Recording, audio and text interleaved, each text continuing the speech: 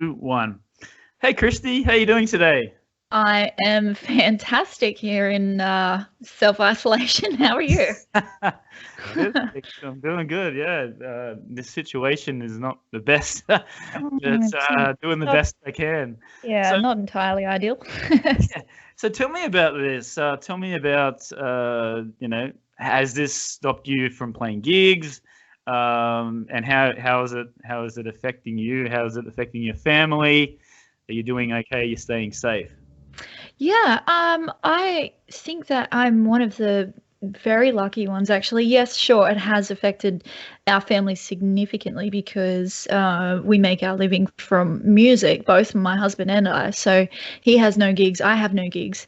But I do have a music school called Pitch Perfect Music Tuition, and I took that online within a week. I had plans to take it online in January 2021, so I had about 9 months up my sleeve. That went to 7 days. um, so so that's going surprisingly well. It's still floating around roughly kind of where it was, which is, we're really thankful for that. And I have another business that I'm building online, which is to help guide independent artists, like I was for a long time before I had signed to a label. And so I've kind of got a lot more time than I had before because I was gigging quite a lot. I was doing like between 4 and 6 gigs every single week. So Wow. so for me, with the government's help, with the government funding that they're supplying, sole traders, I'm really quite fortunate to still not really be behind, but to have also gained that little bit of extra time. So I'm one of the very, very lucky ones in this situation, if you can refer If you to it as you can luck. be lucky. Yeah. Yeah, Yeah. yeah, but and I've got 3 children that we need to put food on the table for. Yes. So yeah, and where we were already ahead of in financially we were pretty secure. So I've been working hard at that for a while, so in case something ever did happen. So I'm feeling pretty You proud of my always got decisions lately. yes. And it's good to have Yeah, that backup plan just in case, you yeah, know? yeah, absolutely. And like my dad always says, save it for rainy day, you know? Just Yeah, it's really pouring right now. yeah, that's right. That's right. And is all your family and friends, they're okay? Yeah, most of my family is. My sister is she has a family daycare center, and she's not being looked after as well as we would hope. Yeah. But yeah, generally we're all pretty lucky, and my friends are all pretty safe. I mean, a lot of my musician friends are okay because of the government. Again, they're probably wishing they did their tax returns by now, though. That's a good lesson for all of us to make sure Yes. we're up to date. But yeah, it was scary. It was really touch and go for a lot of my musician friends there for a while. As I said, I was pretty lucky, but all of my friends, that was they live week to week on Yes. what they get paid from their gigs, and to have that suddenly taken away and not be able to pay their rent, or their bills, it was yeah, it was frightening, and I just really felt for them. Yes. So yeah.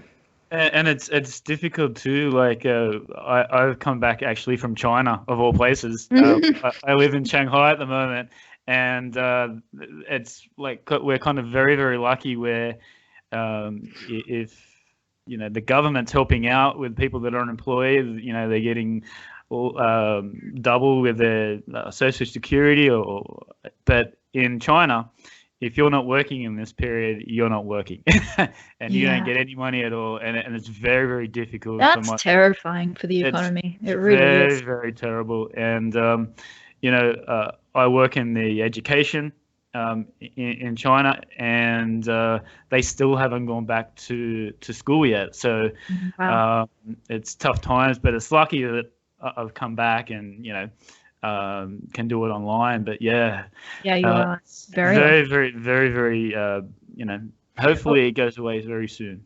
Hopefully, yeah. A lot of people are quite down on our government, and I never get into politics. I don't say whether Same. I'm for or against our government. However, I just think in this kind of time, I think if you look at every other country, we're doing pretty damn well. Yes, yes. Really lucky. Yes, very, very lucky. And hopefully this thing goes away very, very soon. So absolutely. Get back to, especially the old entertainment industry, like you said. Yeah, we're down like $3 billion, I think, or something. Wow. So like I said before, did you have gigs planned in this period? Oh yeah, absolutely. Yeah. Gosh, if I was to calculate the loss for our family, it's quite substantial. So I take every third weekend off to spend with my children. Right. And every other week I'm gigging Thursday through to Sunday, every single week, and sometimes 2 gigs right. a day. So yeah, I was booked. I'm always booked out a quarter in advance. So yeah. Right. So have they been rescheduled or they've just been cancelled? No, they will reschedule them. They'll pop them back in place whenever they open. But I guess that kind of depends on who survives this as well. You know, if some of those venues don't survive this, then obviously they won't be rescheduled. Yes. So, yeah. And speaking of which, we are both from Newcastle. Whereabouts in Newcastle? Well, I'm in Lake Macquarie, but I grew up in Lake Macquarie, just near Charlestown as well. Okay. And so tell us about growing up in Newcastle. What was that like? Well, I guess I do get asked that question. I guess the thing is, I can only say what I think it's like because I haven't lived anywhere else. And I don't want to live anywhere else. At the moment, I'm in a beautiful place called Warners Bay. And for me, I think it's like a slice of heaven. You know, I love it here. And anytime I go away, anytime I go, to Nashville or like anywhere overseas, or even just anywhere in Australia, I just want to come home. Yeah. So, I grew up with, I guess it's not a small town. It's not like a small country town. But it's not so big that it's too fast to do anything. It's, it's kind of that medium pace that I really like. Obviously, to do bigger things in your career, you've kind of got to make that move, I think, probably overseas. But it's probably not something that I would have been willing to do because I just love Newcastle so much. No, and in saying that, did you have to, at any stage, have to go to Sydney to sort of promote your music, or did it sort of eventuate here in Newcastle? I've always had to travel. Yes. But yeah, I started here in Newcastle. My first EP was released when I was 13. Wow. And I started a business. I got my ABN. It would have been just before ABN's come out, but I was running school discos when I was 14, talent quests and showcases when I was 14 and 15. And then I kind of moved on. I had some children when I was a little bit too young. Had a little bit of a break and then kind of got back into it. So I've done all of my recording and everything. I started out locally and now, I've traveled to Nashville and stuff to record now, but yeah, most of it's been done from here. Okay. And tell me about because obviously with me being overseas now, I don't really get a chance to sort of go out and watch live music like I used to. Tell me about your opinion with the live music here in Newcastle at the moment, because, when I'd finished high school, it was pumping. It's not like that. Yes. So that's my question now. In your opinion, why do you think it's sort of gone away? Like I really find that there's only like a couple of venues that have original music. I think it's a different time. It's a different generation. Our generation didn't have iPads and phones and Netflix and things that you're just able to do at home and have so much entertainment at the tips of their fingers. Why go out and see somebody play their songs when they can go to Facebook and watch somebody do it live? That's right. Yeah. I think it comes down to the generation just instant gratification. I talk about that in one of my podcasts. It's that need for instant gratification, and they can, with a flick of a switch, get that. And that is, I think that's why a lot of our venues are suffering, and they've really got to pick up the pace to excite anyone, to interest anyone, to get them to come to their venues. I think it's a lot of work, but it may change after this. I hope so. For a little while, maybe people will be wanting to get out. Definitely, I believe that. So you might see a spike in that. I don't know if it'll eventually probably return back to what it is, but I think there will definitely be a spike at least. Yeah. Yeah, that's good. Well, that's the thing. Like, I'm in Shanghai, and I know all these places now where I can go and see. They have an open mic night, or they'll have like a band competition, and I just don't see where that's happening in Newcastle now. I want it to happen, and then you have like the Cambridge, you have all these other places, but I just see more like cover bands, which I was a part of as well. But I just feel for the original music sometimes in Newcastle. I feel for all music. I mean, yes, they book cover bands, but we're kind of really just a CD player, a glorified CD player sometimes in some venues, But unless the venue is specifically for live music, which for original music, which there isn't too many of, it's just easier to get cover acts, I think. Because and then that's really to entertain the people that are there, unless the cover act has a huge following. Yeah. So it's tough. and then also like I was also I've been talking to some people here locally as well, and they're saying that even Sydney now, a lot of their venues are shutting down as well. And if you sort of want to make it with the original music, it's better to go to Melbourne. Have you heard of that? Well, I guess Sydney had the lockout laws. All of those laws changed and really killed the Sydney entertainment scene, I think. I think some of those are actually being lifted. Well, kind of, not really at the moment. Everything's in lockdown. But I think that they are working on lifting and giving licenses back to venues. But the licensing was so strict on the venues that they just weren't allowed to have that entertainment that drove people to the venues. So, I think Melbourne probably has always been great for music. Yes.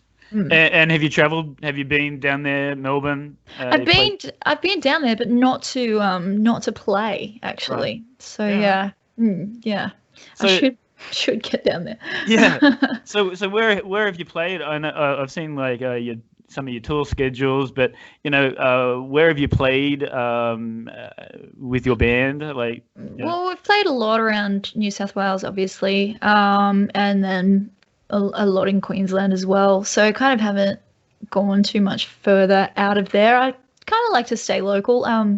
As much as I'm still releasing music, there are other projects within the music world that I'm more or just as focused on. So, I mean, my interest at the moment doesn't really lie with going out and playing with a band. Like, I've been doing festivals and things like that, but my interest really doesn't lie with getting a band together and going and touring. It's more so, my interest more so lies with helping people that are trying to do that and showing them how to do that without wasting all of your money and not getting ripped off.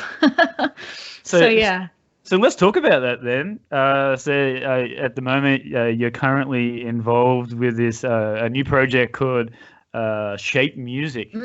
So tell us a little bit about that and how you got involved with it. Well, as I said, I started when I was very young. So if you have a look at all of the things that I've done and the music that I've released and the film clips that I've released, I mean, there's 9 of those, I think. Yes. If you start calculating that, it's the money that I've spent is just it's just crazy, and I know that now I know, after, all of these years, I'm 35 now, I know that there is a way and a process to releasing music, to building your profile, to getting yourself out there and having a successful career as an independent artist. That cost me a lot of money to work out. I spent money with the wrong people. Right. I spent money on the wrong things. I wasn't prepared, so that cost me more money, and more heartache and more stress. And I just see that there are so many younger artists, especially with their parents helping, guiding them, going, okay, well, now I've recorded a product. Now what do we do? It's like, well, we really should have backed up and thought about what you would be doing before you recorded that project. So, Yes. so I created Shape Music. I started thinking about it last year. Um, I was originally going to take my music school online and create a business out of that, and Yeah. the need wasn't there for that, as it is now. Yeah. So I have both now, but I knew that there is a hole in the market for that kind of information. I wish that I had have had some guidance, somebody to be guided by, to help me when I started releasing music. I would have just saved a lot of money and a lot of heartache, and Yes. I would have known which way to go about that. So, so I've created a couple of free things. I'll consistently put out free content, but I created something called the 5-step plan to independent recording artist success, which is a free download as well. I'll give you those links, so maybe you can use those. Sure. And that's a 12-page PDF that goes through, where you start, your inception. So creating your brand, which is very important, because a lot of people don't realize that having a career in the music industry is a business. And that's where Definitely. a lot of people, I feel, have a little bit of learning to do. There's that learning curve of, okay, well, now you have a business, so you need to have a plan, and you need to have budgets, and you need to have a brand. Your name, you are now separate from your name. Your name is that entity, and you've got to protect it and grow it and nurture it, and that's where you're going to make your money. So, so yeah, that's what this PDF is about. And then I've got a whole social media calendar pack that I've created. So it's literally 365 days of posts for people to put up on their social media, because that's a really important aspect. Very important. So yeah, and then I've just got a free vocal lesson too, because obviously I'm a vocal coach, and I've had some of the best vocal coaches in the world, and I find that a lot of people who are independent artists going on the road and then going into the studio are losing their voice. I get that quite a lot. So so I've created a quick video to tell people about the one main reason that I see people losing their voice. So yeah. That's interesting. And have you had that experience yourself? Losing my voice? Yes. Yes, but not due to using it incorrectly. Right. I I ended up finding out that I had silent reflux, actually. Oh. And it was just from eating spicy food. So, but what would happen is that would inflame my vocal cords, just the same as a singer that is singing incorrectly and putting too much pressure on their cords. So I would lose my voice, and then because I use my voice so much, I would have to compensate, and in the end I couldn't even move my jaw hardly. Wow. So yeah, I had to change my diet, and I was fine, and I haven't had that ever since. But I do have a lot of students, and have had a lot of students. I actually just had a phone call today from somebody with that very same issue. Wow. So yeah, it is common. It's common when you start to use your voice a lot. Regularly, yes, regularly, that you start to have the issue. Yeah, right.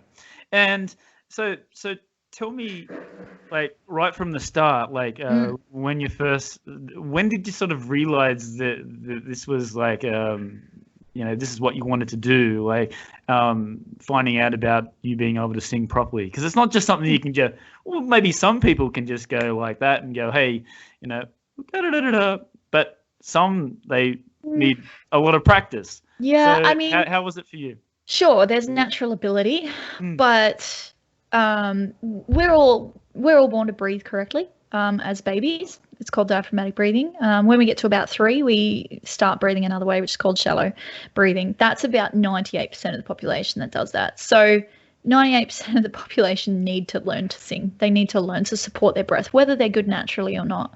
For me, it was never a question of whether I would be a singer or not. It was kind of like, I don't remember not singing. It was just always what I was going to do. And I got my first lessons when I was 10. Okay. So it was very hard for me to teach for a little while because I couldn't remember a lot of what I did. But when I had my children, I completely lost that strength and that control and had to relearn. And it was then that, and my oldest is 14 now, but it was then that I really put in a lot more extra time into relearning and realized, okay, that's how you do it. Instead of just relying on what I was doing naturally because I'd already learned when I was young. So I've always sang, and I've always wanted to record, and I've always wanted to be in the music industry. But I always wanted to be, obviously, a famous singer. That's what everyone wants to be. But as I've gotten older, my trajectory has changed. So apart from Shape Music and my music school, my husband and I just signed a deal with an American music library. So that is awesome. That's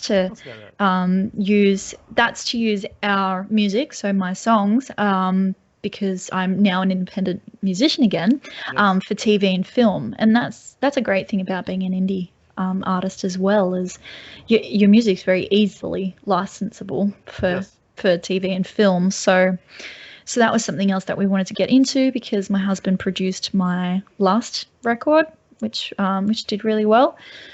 And now we're just recording and writing for TV and film as well. Right. So we're kind of a little bit here and there, with everything. And I'm still putting out music, but it's really the music that I've been writing for TV and film. So it's just, I'm just staying active. And I have a lot of people that have supported me throughout my journey. So I like to still put music out for them. And how do you balance that? Like with a heavy workload with a family, and, it's very early mornings and it's very scheduled and very routine. Yeah. That's what I mean. I haven't been able to put as much into the Shape Music side of stuff until this has happened. And I'm not doing so many gigs. So it's been a little bit easier to balance lately. Right. And let's talk about sort of instruments as well. I can see in the background there you got your guitar and your keyboard. So when did that all start to evolve as well, like playing guitar? Yeah, not when I was young. Right. I wish it was. I played a bit of piano throughout school. Like I can play enough to accompany myself. I'm not a great piano player at all. But guitar, my husband's a guitar player and he's like, you need to play for yourself. I can't keep playing for you, blah, blah. And I was always doing duo gigs and band gigs and stuff. And the agent that I was with at the time, she said, you need to do solo gigs. I'm like, I can't play. Like I can play 2 songs and not even fully through, I was kind of just learning to strum. And because I've done a lot of things in life and I think that playing guitar is really the hardest thing I've ever done. And she said, you've got 6 weeks. I've booked you your first gig. And let me tell you something, the first 6 months of me playing gigs with just me and my guitar was very terrible. It was very embarrassing. I guess you're going to start somewhere, right? Yeah, but fast forward 6 years later. And now I play well. I play, confidently and fluently, and I can back myself anywhere. And I play electric guitar in my band, and I play a bit of lead and stuff like that. So, So your husband does all the guitar on the album. Do you do any guitar as well, or is it? No, not on the album. Yes. So you're just playing like the rhythms, like I play live. Yeah. I generally play the rhythms. Sometimes he'll chuck me a lead. He's like, you need to play now. So yeah, he's a very, very strong rhythm player. He obviously plays lead too, but his thing is rhythm. But because I'm not so great at lead, I have to. Yeah. Now, what's his background as well? He's same as me. guitar player. Yeah, same as me. He's just always played in many bands, and duos, and now he never really sang actually, and just the last 2 years Oh, he's been gigging. I'm like, well, if you want me to gig with playing my guitar, we're like the exact opposite. Like he never sang, so now he's gigging and singing as well. But he writes a lot of TV, like the music for TV as well. So like your little ukulele tracks and stuff. yeah, right. That's cool. Yeah. Yeah. Oh, it's Yeah. very good. It's fun. So, so it says here, and we were talking about this before. It says that you started writing music at the age of 11. Is that true? Mm-hmm. Yeah. Yep. Yeah. And- not very good music, but yeah. And you started gigging at 18. Yeah. So was this your first recording, or like I've got the list of your EPs and singles. So was that your first touring for your first gig, or was just playing songs that you? Yeah, no. It says 18 because that's legally when I first started gigging. I've been doing actual, like, I've been playing at places ever since I was 11. I started writing when I was 11 and then recorded my first EP when I was 13 with a group of guys called Forefront Productions here in Newcastle, and I believe Nick has just won a Grammy actually. Oh wow! Yeah. So that's 2 producers I've worked with that have won Grammys, which is pretty cool. So yeah, I did that. Tell me that experience working with the producer. That producer. Well, I don't remember the first one because I was like 13. I really don't remember much. And Nick is great. And he's still very supportive of me, actually. He's very sweet. But I just finished my EP that's coming out later on in the year with a Grammy producer, Grammy-winning producer in Nashville at the end of 2018, actually. Jamie Tate? Yeah. So the Ruckus Room. That was very interesting. I was listening to a podcast with the drummer, actually, that I had, who is Reba McEntire's drummer and Alabama. Yeah, right. Their drummer. He's just insane. So they literally come in and they said it'll take half an hour per track. They actually spent a bit longer on my tracks because I write a bit differently to most of your artists, which is sometimes a blessing and a curse for me. But the whole band comes together, they listen to your demo, they write a chart in front of you, they go in the room and they play through maybe 3 times. Wow. And then got your songs. It's mind-blowing. It is so mind-blowingly amazing, their skill. And they do that all day. They can do up to 21 songs like that, apparently. So yeah, and then I had 3 days to record my vocals and my backing vocals. Right. Yeah. So yeah. Are you confident with doing that? Like 3 or 4 days? You should be able to I spent a good 6 months preparing vocally. And I was ready to go over and have Jamie like really hammer me and say, you got to do this and do that. But he was really happy. He was really stoked with my vocals. So I was vocally very fit at the time. So this was is this for Raw? No, Raw was the one before that, which I did at home with my husband. Right. We recorded that at home. This is for actually I haven't put out the title yet, but it will be called Independent. Independent, right. Yeah. So you got the single up on YouTube at the moment. Yeah, the single is Independent, and then the next single from that was Black Heart. Yeah, and then we'll put another one out in a few weeks, and then later on in the year, the whole EP, Independent, will be out. Okay, not a record, not an album. No, I don't think it's very smart, really, to put out an album these days. Physical CDs don't really sell unless you're gigging, touring, and even then, your playlists are just becoming so much more important. And the way they kind of work these days is they like the tracks to be fresh. So if you put out 3 songs and then an album, the rest of the album's kind of dead in the water. So I've got 6 songs on my EP, and I'm literally going to release every single one before I put out the EP. Right. So the only thing new really on the EP will be like the last song and the picture. on it. Oh, the poor little last song. Is he going to get a video clip as well?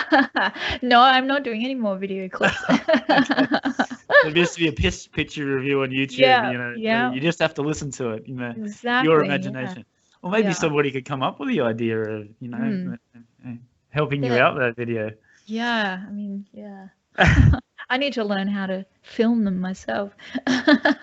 So how do you pick like a set list then? Like you've got 1, 2, 3, 4, 5, 6, 7. I got a fair few songs.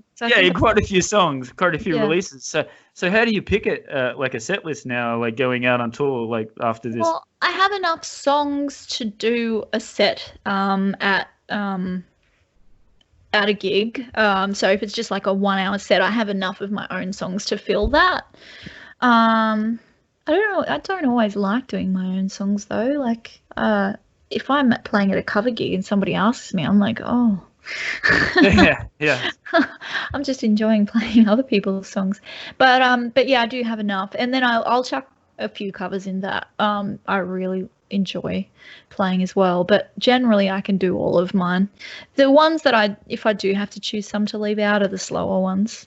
Okay. Because I noticed that the 2013 Nobody's Gonna Make Me, very rock, very, very rock. You're there with your guitar, and it's I just thought I really liked it because that's my sort of style, is my jam as well. Yeah, it was, I wrote that song with a guy named Mike Carr, right? Who he's doubles as the comedian Buddy Good. He's won an Aria for that. Very, very talented guy. We co-wrote that song, and a good friend of mine, I'm not sure if you've heard of him, he passed away just recently, Glenn Hanna, in the music industry. So he literally has played on everyone's stuff. But he's also a very talented graphic artist, so he did a lot of my covers. He did the cover for Nobody's Gonna Make Me, and he played the music on it, so he's pretty clever. But yeah, so and I've always been very, very forthcoming with that, with all of my producers and all of the players. Like, it's rock. This is, I'm really on that verge of country and rock, and I kind of toe the line a bit, and I get in a lot of trouble for that. So tell us about that. Like, I also have a friend that was in the country, and she was very, very country. Tina Martin, her name is, also from Newcastle. Tina, she's from Wallsend High, is that right? Yeah, I went to Wallsend High actually. Yeah, she's a little bit older than me, but I do remember her. Yes. Yeah.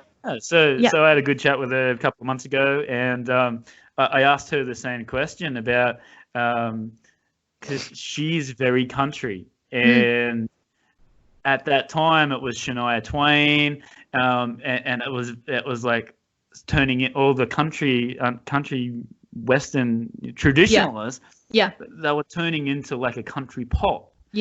And it was like, is that forced, or is that what you want to do? Is that for the to make you feel good? So tell me about yours. Like how you just produce whatever you produce, or are you doing it for the love of it, or are you doing it to please, the current sort of genre of music that's popular?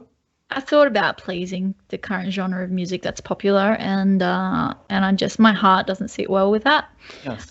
There's a big genre war, you know about it, and Tina would know about it. I know that she was quite popular just before I started recording again, actually.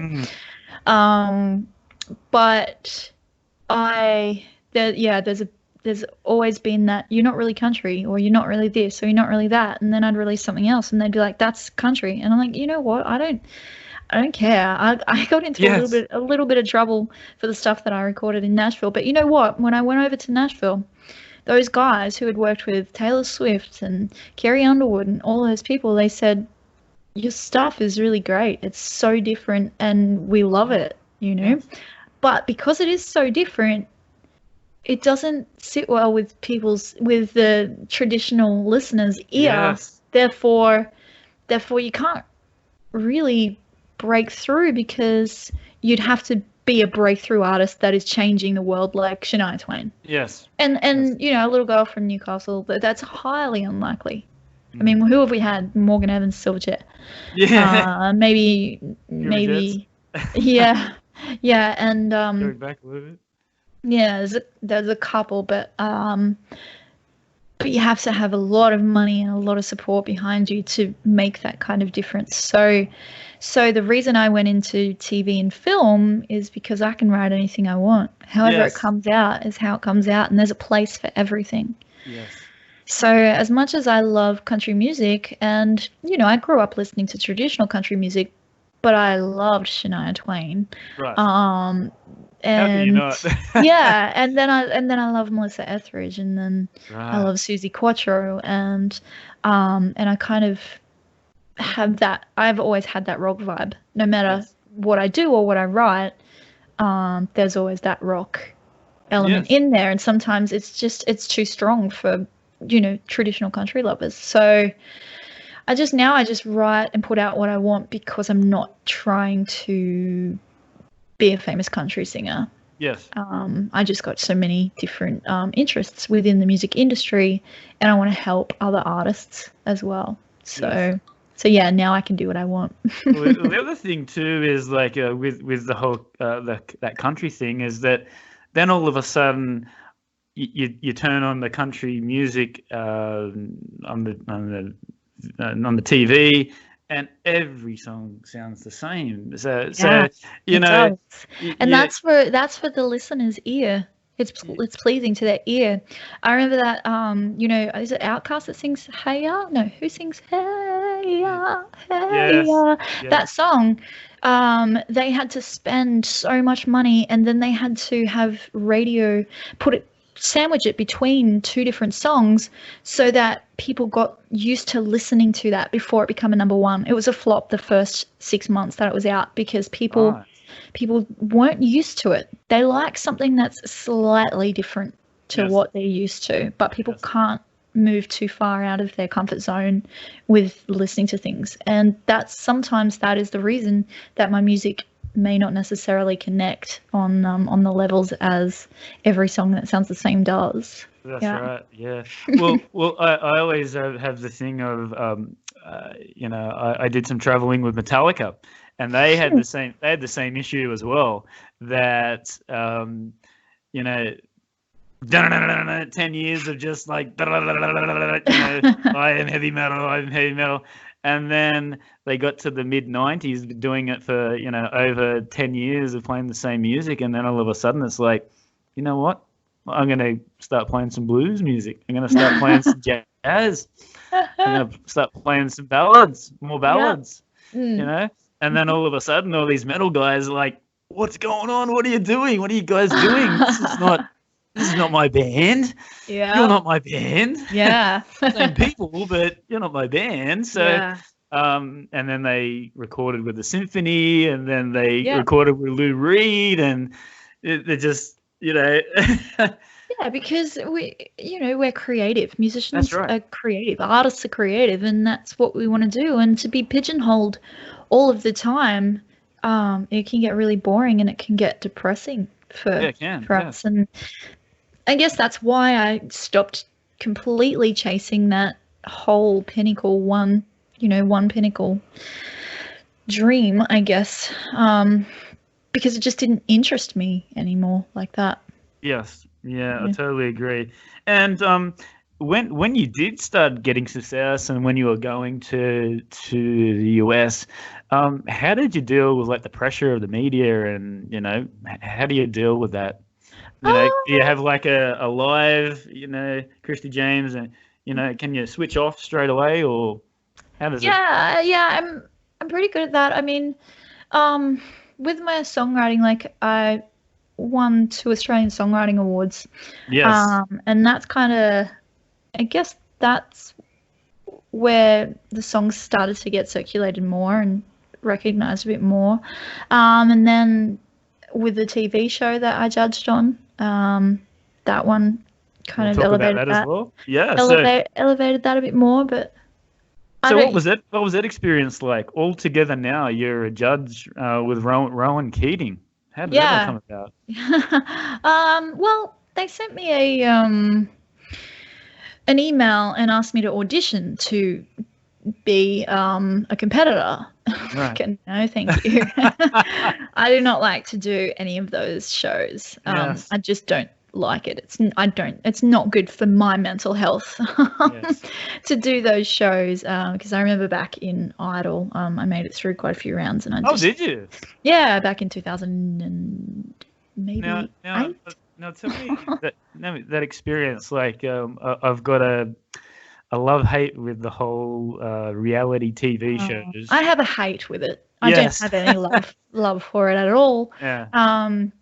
It's a TV show. They want drama. They want it to be staged, and the contracts that are in play are just, I'll probably get my butt kicked for saying all that, but I wouldn't be on a reality show as a competitor if you paid me to. I really wouldn't. It's true, but because you tell me who won The Voice 4 years ago. That's right. Who won Idol the second last season, and all, it's your 5 minutes of fame, but you got to be careful because that may be all you get. Yeah. So yeah, you got to be careful with that. But I said, no, I don't want to do that. But I did notice in the email they had said, because we have 100 judges which we're auditioning, and I sent back a thing and I said, I'm not really interested in this, but I would love to audition if that's possible for this.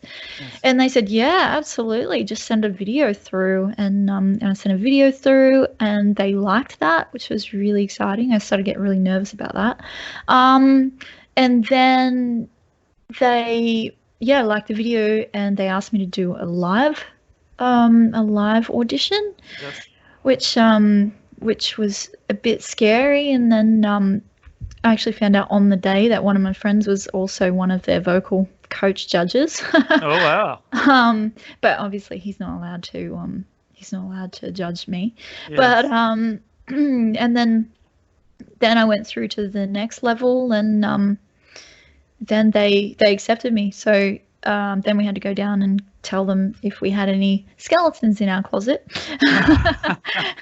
so they could be aware of having to deal with any ramifications of anything that we've had going on in our life. So yeah, it was a scary process, a long process, but it was really good, and the show was really good. I mean, whether you liked it or you didn't, it was all real, which was really good. We weren't told what to say.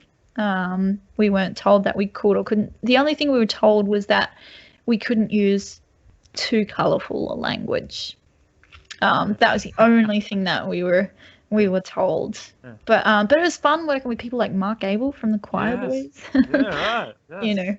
All those guys. So we made a lot of friends, and it was a real lot of fun. All right. That's great. And let's talk about. It also says that did you actually tour in LA? No. It takes a lot to be able to. You would probably know, living overseas. To get that kind of permit just takes entirely too much. When I was in LA, so that was just there for recording and promoting. Yeah, and promoting, because I have a couple of friends over there. A friend of mine owns, he did own a boutique amp shop called 65 Amps, and they supply amps to like Sheryl Crow and Keith. Oh yeah, right. Okay. So we did a couple of of their live videos and stuff like that, which is a lot of fun. So it was more promoting than anything. Yeah. To go and tour there, I would have to organize that over quite an extensive. Get the entertainment visa and all that sort of stuff.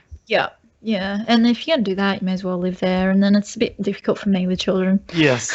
Yes, definitely. Yeah. And with your equipment as well, do you have sponsors, endorsements with your equipment? Or tell us the equipment that you're using at the moment. Yeah, so I have an artist deal with Mayton Guitars. Mine and my husband's Mayton were both stolen after we come back a couple of years ago from Tamworth. They were stolen from our garage actually while Oh my my husband God. was in our bedroom.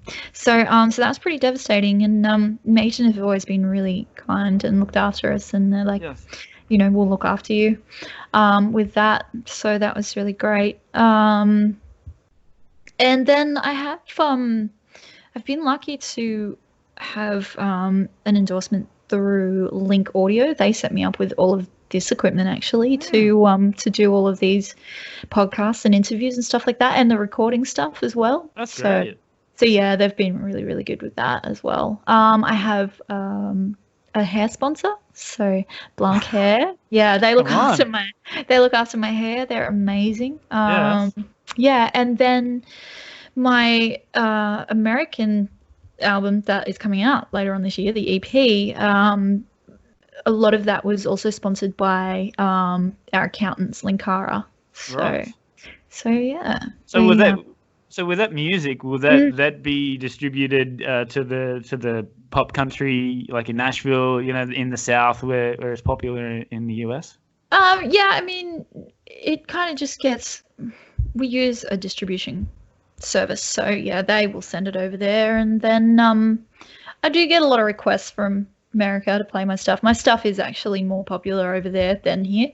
Yes. That's always been the case. Yes. Every time I look at my statistics, it's always bigger over there. I'm like, yeah, that doesn't surprise me, because huge. They're a little more forward in their not only their thinking, but with where they're at with the genre of country music. We're still kind of coming to that and accepting that kind of style. Yes. So yeah, I think we're probably they always say in Nashville that we're about 10 years behind them. Probably, yeah. Yeah. Probably right. Yeah, but even with my style, I sometimes feel like I missed my boat. I really feel like my time was around the 90s. I really feel like that Alanis Morissette kind of age. I think that's where I kind of sit in that, with a little bit of a country edge to it. So yeah. Nice. So yeah. Yeah, Americans as well. I remember going to Charlotte. Is it Charlotte? North Carolina. And there was this lady on the plane, and she said, "Where are you from?" Just having a conversation. She's like, "Yeah, where are you from?" She's like, "Oh yeah, I'm from Australia." "Oh wow, do you know Keith Urban?" "No, I don't. I don't know Keith Urban." And we're a little bit bigger than just a few people and some kangaroos jumping around. I know of Keith Urban. Yeah, and then she just rattled off all these country artists from Australia, and it's like, wow, that is really, really cool. And, they said they're just crazy for it. They, they're the same. That they go to a lot of festivals and do the 2 or 3 days camping, and I was like, good on you. That is really, really cool. Yeah, there's a good market for it. That's for sure. Absolutely. Yes. And you were saying earlier before, like, you've been to Brisbane a few times. I've been told that it's very popular up there with the country. Yeah, it is. Why is that, do you think, though? Is it just... God, I wish I knew. I wish it had come down here a little bit. Yeah. A little bit closer to drive, right? Yeah, I don't know. I think the government is very supportive of the arts. They've got, like, the Blues on Broadbeach, and they've got Groundwater, and they've got a bunch of festivals up there, that are supported by the government. There's a lot of government grants as well for musicians up there. Didn't they move our country music CMC up to Brisbane? We did. We had to, because it was too expensive at Hope's Estate, I think. Oh, that's so disappointing. But it is again, like the last couple of years, it was super popular. My dad does the whole country and western line dancing, so he's right into that as well. So he keeps that to himself. I'm a bit of a rocker, and but he loves it. He does it, so good on him. He wears his cowboy hat and his boots. Cute. It gives him something to do. So he was telling me that I'm always interested in the musicians that are there, and he said, "No more." it's moved up to Brisbane. So Yeah, yeah, they moved it up there, and yeah, it's still just it's bigger up there now. will they ever bring it back here, or I they just don't. had No, no, people no, just no. I don't doing? think so. They're selling out within an hour. Wow. You know. So And yeah. did they have that this year, or was that stopped Yeah. because of the virus? No, no, no. Sorry, it was completely sold out this year, but it wasn't on. No, it was meant to Ah, be on like the first maybe weekend of the lockdown. I know it's usually around my daughter's birthday. So yeah, they couldn't have it, and then you've just got to keep your tickets for next year, which is unfortunate for some that missed out because they won't be able to go again next year. damn. But yeah, it is popular, and yeah, Queensland, and Brisbane are very, very supportive of country music. It's really great up there. But we've got our little pockets of support here too in New South Wales. Right. And speaking of the the touring and the country music festivals, can you tell me some up and coming bands, musicians that you're into, and what sort of music are you listening to currently at the moment yourself? Oh gosh, I don't get to listen to any music unless my students bring it to me, to be 100% truthful. Right. I know, like, I see artists coming out in the country industry, locally mainly, but I don't get a chance to listen to a lot. I tell you who I have been listening to a little bit, and I surprised myself listening because they're not a country artist, but that's Billie Eilish, and Okay. as much as I'm not a fan of like her song, like the Bad Guys songs and stuff, she's got a couple of songs that she just, for her age, connects so well to. I use her as an example to teach quite a lot. Yes. When you can sing that way and connect with music, that's the biggest thing in country music is connecting, to your audience, and that, I guess that's why I like her so much. Same with somebody else that does that really well is Lennon Stella. She was on the show Nashville. Okay. So yeah, I guess she's a bit of a country singer. So yeah, I'm kind of into that music that really connects. Yeah. Plus the big voice stuff. I still have all of my old favorites, like Tina Arena, but then going back like Come on. to Kenny Rogers as well. Yeah, right. So Did he just pass away? yeah. Oh, that's so sad. Yeah, it is sad. But yeah, as far as new stuff goes, yeah, I just kind of really like the different stuff, and there's one Australian girl that I really like. I've forgotten her name. Oh, of course, she'll kill me. I'm really enjoying Rachel Farham's stuff. Right. Okay. So she's she's going really, really well, and I think we've got a local girl, Tori Forsyth. She's really different too, and that's really cool. So yeah. You need to keep me in the loop, Kristy. I'm the same. I'm very out of the. So every time I come, I've got a couple of friends that still here in Newcastle, and sort of helping me with who are the new artists. So yeah, there's always a bunch of them. I always see who they are. I just never really get too much of a chance to listen to them. One of the guys that I'm really loving that I think is so super talented, his name has slipped my mind because I'm just useless with that stuff, but he just won Star Maker. Oh, right.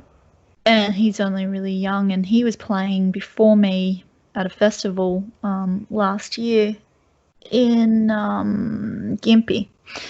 And I'm like, God, who is that? Because my ears prick up when somebody is just belting out a song really well. Yes. And I walked in there, and it was I just can't remember his name now, but he just won Star Maker. I can see why. I'm like, holy God. Yeah. Out as well. But, so with your live, do you have any like prerequisites, before you go out and play? And have you always been like a confident musician to go out and play in front of a large crowd? Yeah, I don't do anything before I go and play. Just a good warm up. Yeah. Tune the guitars. Make sure. Yeah. And I've never. I've been nervous once that I can remember in the Okay. last 20 years. Because for me, it's Tell us, just like, it's tell us like about that. Can you tell doing the us about that? dishes. I can. I was supporting Bachelor Girl just, Oh, was it last year? Maybe. I think it was last year. On their Sydney tour. It was a competition, and I just thought, oh, I'll just send this video clip in, and didn't expect to hear anything yeah. because I never win anything. Um, Actually, I think you can see their album in the corner of my back there. They gave me an album and signed it and stuff, Oh, which is yeah. cool.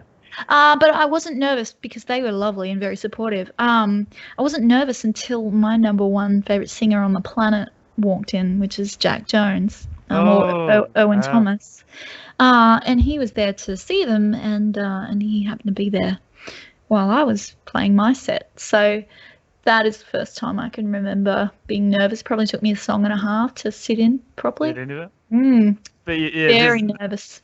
but you've always been able to go up there and just Oh play. yeah, for me it's like washing the dishes. Yeah, right. It really is to talk to people on stage, to give a speech, to sing, to play. It's like having dinner and washing the dishes.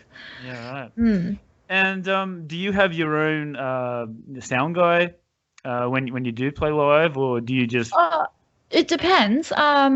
Depends. Like when I did the Raw tour for the last one, I did. But if there's one there already, I won't bring one in and say, "Hey, you need to do this." Yeah. It's strange, actually. The guy that did my sound for a show that I did in Tamworth, the Country Music Festival, when I went to the Bachelor Girl gig, he was doing the sound for them. So I'm like, I thought that's an interesting kind of crossover, Yeah. And I recently opened and did the national anthem for the pro bull riding at wow, that's cool. at our entertainment center here, and Forefront Productions were doing the sound for that. So Nick wasn't there himself, but his guys were. So I thought that's strange as well. Yeah. So but I know a lot of the sound guys around. So Yeah, that's cool. Okay. yeah. And let's get it close to wrapping it up here. I'm sure we can talk for a long time. I wanted to talk about like, I'm always interested to know how people write music, and you were talking about it before, how you have like a unique way with doing that. I'd like to know like how you go about doing it. Don't give any secrets, but just how do you do it? Is do you have it the lyrics first? Do you write the melodies? Do you start with the guitar part? How do you do it? A lot of people ask that question. I'm not a great songwriter. And the reason I say that is because I will only sit down to write for a project, and I will only continue to write a piece if I think it's the best thing coming out ever. Right. To be a great songwriter, you need to do it often, and you need to write through those pieces that you think aren't even, great. And for me, that really hurts my brain. I think I might be a bit too much of a perfectionist. So generally, if I am writing, it's I don't get a lot of time to just do it spur of the moment. But I do generally start with a lyric and a hook. So what I mean is, I'm writing a song at the moment, and I just kept thinking about not being able to go to Hollywood, the boulevard there. Right. And I just had a melody that I just kept hearing, and it's like, under Hollywood Boulevard, chasing dreams, hey, hey, hey, hey.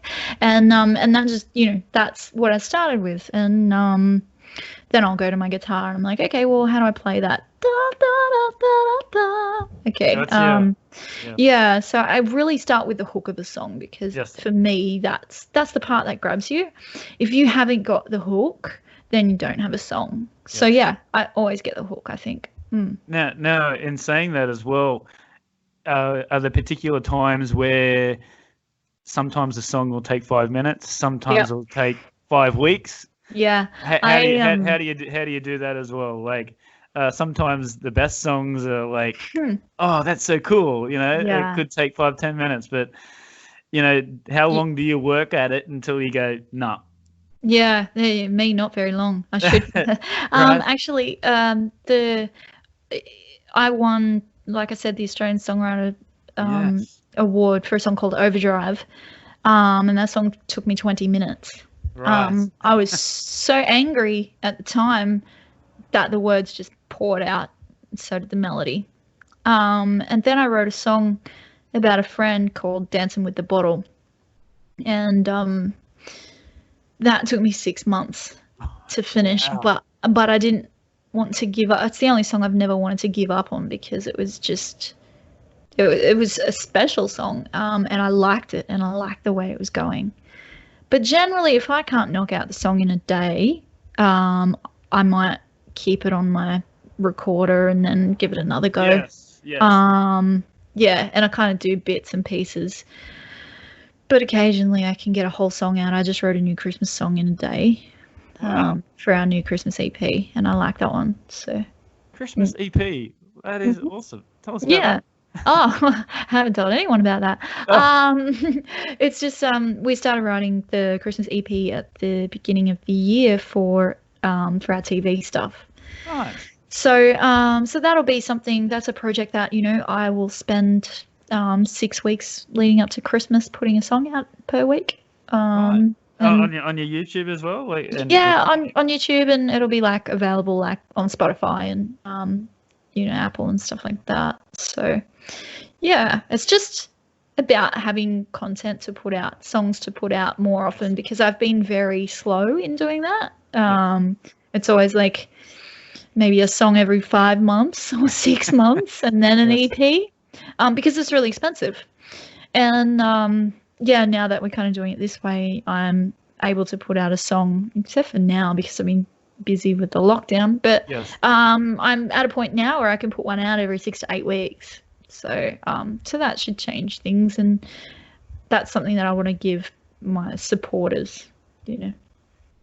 And I was just going to ask, like, there was like a bit of a gap between the release of your EPs as well. Yeah. I can now I'm sort of working out why, Well, you know. yeah, if you listen to the song Overdrive, when I put my EP out in 2013, and I actually tell this story, which is something that's really quite personal, but I tell this story in some of my emails that people receive when they sign up to Shape Right, Music, right. because I use it as an example. Because that's where I think I made my most mistakes within my career, is between that first EP and the second one. When I wrote Overdrive, our family was going through. I had only just gotten with my husband now, and he was still, working on his separation, and we were kind of going through a lot of stuff there for 4 years. And I'd put out this song, and then we just kept getting hammered with this family situation, Right. and I was just like, I just don't have the energy to put into this project right now. Like, I just don't feel like I can do it. And it was there that I had lost that momentum, because Overdrive came out, and it was still, I look at it and I'm still really happy with the clip and Yeah. still really happy with the song, and that's pretty rare for a first proper release. Yes. So yeah, that's why there was such a gap between those first two.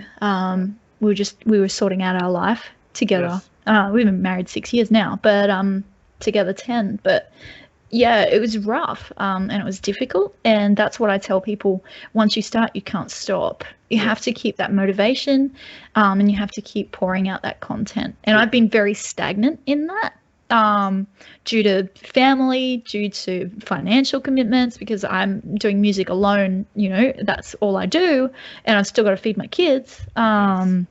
So that's where some of those biggest mistakes come from, which is again why I've created Shape, to make sure people are aware of this stuff.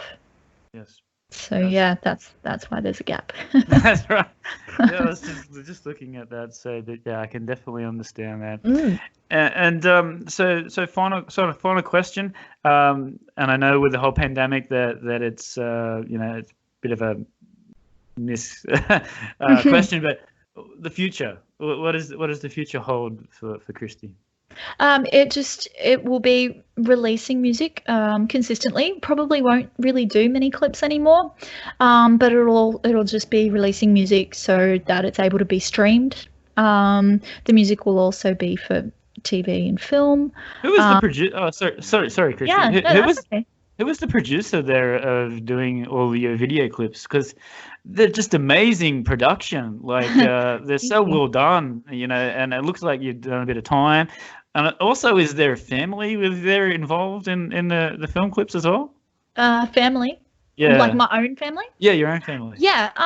So I did half and half. I did the first half with Glenn Wilson, who is amazing. He's done a lot of clips for a lot of people. Yes. And he did the first half, and I've done the second half of clips with Kirsty Lee Akers, country singer. Her husband does clips as well. So right. Yeah. Dark Sunglasses I killed off my sister. She was in that. So and then my husband was in it as well. And then my sister's partner. But that's about all of the family I've had in there. Really cool production. I really like him. It's about connecting, really, isn't it? Like that's what it's about. Yeah. And how long do they normally take to do something like that? It seems like it'd be very time consuming. Yeah, it depends. 1 or 2 full days. But clips can take longer. It depends on how involved they are. Yeah. Nobody's Gonna Make Me. That's probably my favorite clip. That one on Overdrive. Is that the one where you're dancing? It's the one where you're dancing, ballroom dancing. Oh, that's called Push. Yeah, that's that was something else that I used to be a Latin American dance teacher. Yeah, right. Yeah, I did that for 7 years. And but that's called Push. But Nobody's Gonna Make Me is black and white, and it I had like that special doll made for it. So yeah, and that was, you saw the doll being put together. Yeah. Yeah. So, awesome. And what else for the future? Sorry, I cut you off there. No, that's okay. So yeah, I'll be releasing music mainly for the TV and film, but also for consumers. And I want to continue to build Shape and really build that up to help artists. And I'll continue to build my music school as well, which specializes in vocal lessons, small groups for kids between 4 and 13. Oh, 4 and 13. I was going to say, is it open for, are you open for all ages? I've always taught all ages. Okay. But I'm really big on self-confidence and teaching kids to be confident. And every time I teach an adult, there's a lot of stuff that is involved in learning to sing, and a lot of the times it's going back right through their childhood and figuring out why there are these mental blocks there, as to why they can't improve. And it's not that they can't sing, and it's not that their skill isn't good enough, it's this whole self-confidence. So I thought, well, if I can target kids as young as 4 and guide them from that age to when they're 13, when they're old enough to understand private tuition, then we're injecting this new burst of self-confidence into this community. So yeah, that's why I chose that age. That's great. So they're the things that I'm working on. That's great. And is there any time for sleep or? It took me a really long time to get to the point where I knew exactly what I wanted to do in life. In fact, it's only been the last 2 years. So yeah.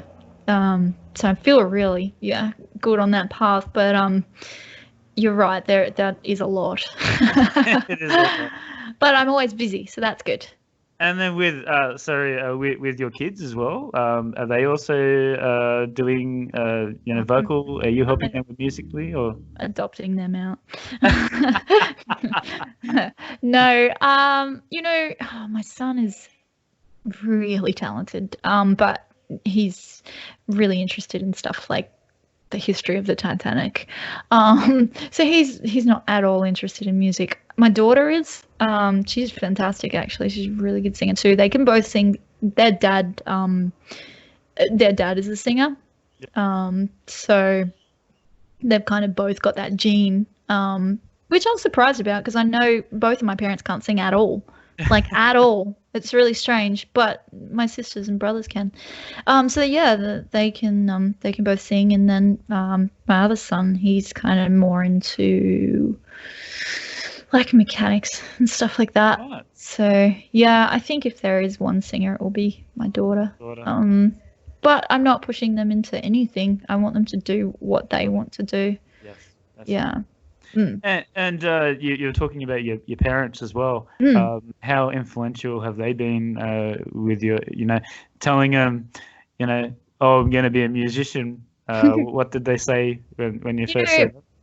I have an amazing relationship with my mum. I don't have one with my dad. He was a bit of a stage dad. But in saying that, the one thing that my parents did for me and gave me that they didn't realize they were doing at the time, but it's the one thing I'll always be so grateful for, is they thought that they had produced the most amazing, perfect child on the planet, and they thought that I could literally do anything. Right. So I never had any levels like put on me. I never had any restrictions. So I always believed I could do anything that I wanted as well. Like I could literally say to my mum, "Hey mum, I'm running for Prime Minister." She's like, "Oh, that would be great. I think you'll get that." You know what I mean? Like that's how she was. So they never put any limits on me. And that's the one thing that, they were never like, "No, you can't sing," or "You have to do your homework before you sing." They probably should have been. But no, they just knew that that's who I was born as. But the whole not putting limits on me, that was the best thing that anyone could have ever done for me, even though they didn't mean to do it, because they didn't do it for my brothers and sisters. But they just, I don't know, they saw something in me, and then they just were like, "Oh, you can do anything," So I thought I could. Got to push a talent, that's great. And did they have any musical background? No, nothing. No real. My dad is really good, like with mechanics and stuff like that. Like he can pull a car apart and put it back together, and you'd never know. Like he's kind of good with that stuff. But apart from that, nothing. They don't. Yeah, nothing. I'm one of 6 kids, and I'm really different to my brothers and sisters. And I love them to death. Like they're, I would do anything for them, but you would never ever guess that they were related. But my sister that was in the clip, she does all my hair and makeup for the film clip. So yeah, she's a pretty clever little thing. That's cool. And sorry, and just one more thing. Just you want to promote your, your projects and just one more time. Yeah, well, if you're looking to find my music, you can find it under KristyJames.com, or you can just type in Kristy James into Google, and I think I'm the only one that comes up. And for independent artists looking to figure out and navigate their way through this crazy industry, it's shapemusic.online. And at the moment, our music school is online. So if you are wanting lessons for your children, we take the Creative Kids voucher, and that's pitchperfectmusictuition.com. Great. And Ken, I've also got international listeners as well. Do you take international people as well? Yeah, we do. Yeah, for Shape and for Pitch Perfect. Pitch Perfect is mainly a face-to-face class, but as I said, we do have them online now. So yeah, we absolutely do. If you want to join in with a bunch of Aussies, we're more than happy to take everyone from around the world. Great. And you said that you had a podcast as well. Is that still going? Yeah, that's with Shape Music. So it's called the Shape Music Podcast. Yeah. Right. And that's you can listen to that on anywhere, Spotify, and Google. I listen to it on Spotify, yeah. And see, I never knew about that until I looked into it. I listen to it on Apple Podcasts. Oh yeah, you just get that the feed link, and then you send it out, and then everybody just picks it up. I know that now, yeah, and I use Podbean, so. Oh yeah, me too. Me too. Oh, there you Yeah, go. yeah, for my Yeah, podcast you've as well. probably got more listeners than me. Well, I'm trying. I'm trying. Yeah. So I haven't had any guests yet. I've done the first 9 episodes with just me. But I do have some great ones in future. I've got my accountant actually, who is really fantastic here and internationally, understands a lot about the musician stuff. And I've got Marty Worrell he was in top 10 of Australian Idol, and the voice coach and a coach on Altogether now. And I've got a couple of people from record labels and a couple of people from TV to talk about the reality shows. So yeah, I'm pretty lucky that being in the industry. Be careful with those, those sort of things like The Voice and. Oh yeah. Yes, be careful. I know. Trust me, I know. Yes. I've got a lot of I've built a lot of friendships within the industry. So yeah, it'll be obviously just talking about the pros and cons that they've seen with things like the shows, not the actual show itself. But yeah, a lot of people want to know if it's worth, chasing that path, and I think people should know the pros and the cons. Just because it's not for me doesn't mean it's not for anyone else. Definitely. And you need that good advice as well, especially being in a band or wanting to, or in anything, and like with the entertainment world, you need a good agent. You need someone reliable that you can trust. Because even the big stars have been, they've lost. Some of the big stars have lost millions of dollars. They sure have. With bad advice and bad managers. Doing these gigs and not getting paid for it, and selling all these millions of records and getting nothing out of it. So I think that's such an advantage. Yeah, it's an advantage for you to be like independent now and sort of be able to do it yourself and break that barrier. Yeah, but in saying that, the label that I was signed with I will have her on my podcast because they're absolutely amazing. I was very, very lucky. It was just that I'm moving into the television stuff and needed to own my own material again. I've still got some music with those guys, and they're fantastic. Social Family Records. So I had a very positive experience. I was very lucky, and I want others to be able to find that too if they decide to take that path, whether that is a record deal or if they just decide they want to get a distribution deal, or what is the difference between that. A lot of people don't know that either. So. Yes. And we'll see you back on the road very, very soonly as well.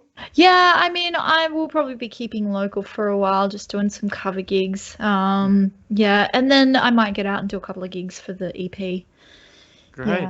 Yeah. All right. Make sure that you're going to the website. And just want to say that amazing talent, waving the flag for Australian music and Newcastle music as well. So. Go Newcastle. Come on, Newey. And all the best for the future.